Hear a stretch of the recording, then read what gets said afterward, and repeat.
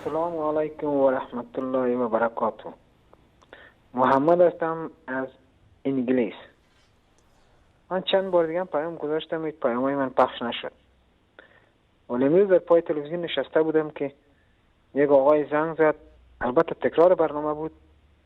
زنگ زد و گفت که بله ما خوشحال هستیم که این اهل تسنن یا آقای انصاری و اینا به امام حسین و به علی و اینا احترام گذاشتن یا میذارن. یعنی اهل تسنن بیشتر از اهل تشیع احترام دارن به علی، به حسن، به حسین و تمام خاندان اهل بیت. اینا خودشون نمیدونن این آقا که اهل تشیع یا این اماما نشان، این امامای رافضی به اهل بیت و خاندان پیغمبر حسن، حسین، علی و بقیه خلفای راشدین احترام ندارن و نه احترام میذارن.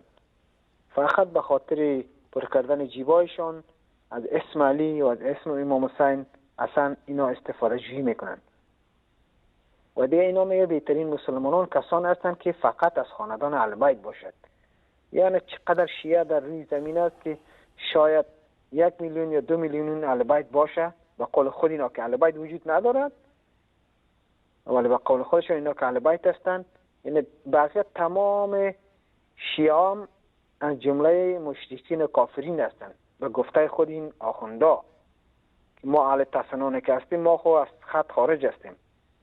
ولی این آخوندای رافض که میگه ما فقط اهل بیت مسلمان است، دیگه کسی نیست. یعنی به بقیه شیعه هم اینا توهین میکنن. و به بقیه شیعه ها من میگم که اینا خودشون حواسشون رو جمع کنن که ببینن که اینا از اسم اهل بیت چی بره میبرن و به خود بقیه شیعه هم یعنی کافر گفته میشه که به گفتار خود اهل بیت، به گفتار خود این رافضین. ما جان ما فدای تمام اهل بیت های واقعی که اهل بیت فعلا نیست، اهل بیت های واقعی، سر ما جان ما فدای نام علی، نام حسین، نام حسن و تمام خلفای راشدین. حالا کاش که این حضرت علی زنده میشد یا میامد که میگفت کی اهل بیت است و کی نیست. اینا فقط دروغگویان هستن که حتی در سوره، یک سوره قرآن هم آمده، یک سوره قرآن هم هست که اینا را بذارن با کار و اعمال خودشان. در اون زمان حضرت محمد صلی الله علیه و سلم گفت یهودی ها یعنی اون فامیلاشون اینا میدانن و میفهمند که دارن چی میکنن، ولی اینا را خداوند قلبایشان را سیاه و گوشایشان ناشنوا، چشمایشان را نابینا کور کردن. اینا سردرگمن در حال خودشون، اینا نمیفهمند که راه اصلی چیست. فقط در راه شیطان هستن و همین شیطان صفتا از این اهل بیت یا این اهل تشیع استفاده میکنند.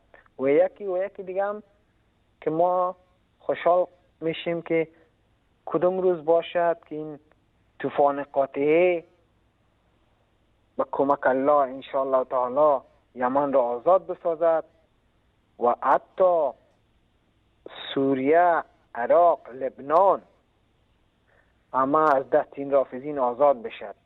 خواهشمند هستیم که هر روز خبرای اینا زیرنویس کنید یا پخش کنید که این طوفان قاطعه به کجا رسیده.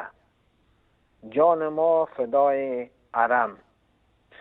اگر ما هم یک مسلمان واقعی باشم، به خودم این اجازه نمیدم که این رافضین در حرم یا بیاین اونجا تجاوز کنن ما بنشینیم و نگاه کنیم. باید از سر خونی ما اینا بگذرد، بعد برن در حرمین پرچمای ایران را بلند کند. زنده باد تمام طوفان قاطعی و تمام مسلمین واقعی.